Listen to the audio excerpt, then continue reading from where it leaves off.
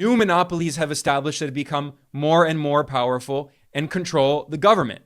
And as Peter Thiel wrote in his Wall Street Journal article, this is an inevitable feature of capitalism. Even Karl Marx recognized it in the third volume of Capital back in the 19th century, that capitalism inherently tends toward monopolies, and if the government does not discipline and control the capitalist class and prevent the consolidation of monopolies, they will take control over everything, which is exactly what we've seen in the United States.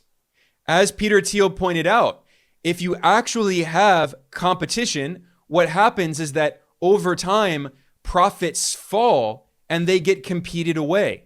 In fact, Karl Marx wrote about this in the 19th century. He referred to it as the tendency of the rate of profit to fall.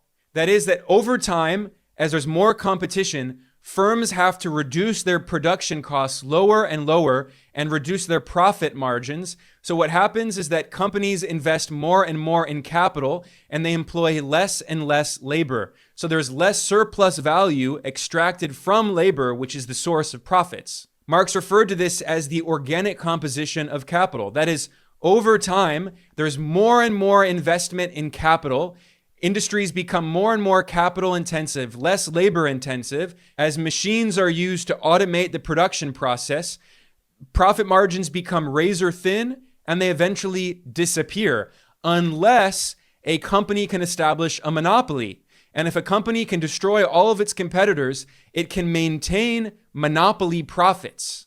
This explains why in China, which has a socialist system run by a communist party, but they have a socialist market economy, it's not completely planned like the Soviet Union. In fact, in many ways, China is following a more orthodox understanding of Marxism, going back to Marx itself, which understands that you have to have these market forces in order to push down profits, that this is an inherent part of the development of the productive forces in order to eventually develop socialism.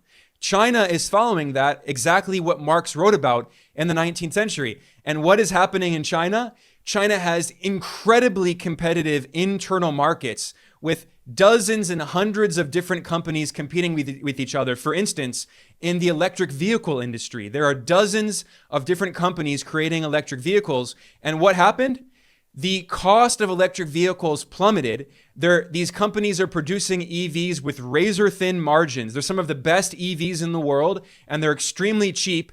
They cost like $10,000. Meanwhile, Tesla vehicles, because there's basically almost no competition in the US against Tesla EVs, so Tesla has a monopoly and they charge high monopoly rents, and their cars are 5 or 6 times more expensive than Chinese EVs. So the US government puts tariffs on Chinese EVs to prevent China from competing with US monopolies. And meanwhile, the Western financial press complains that in China, corporate profits are constantly falling.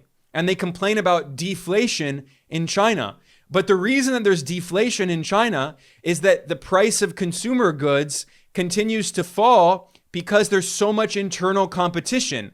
Because the socialist Chinese system actually understands the importance of having competition among corporations to prevent the creation of monopolies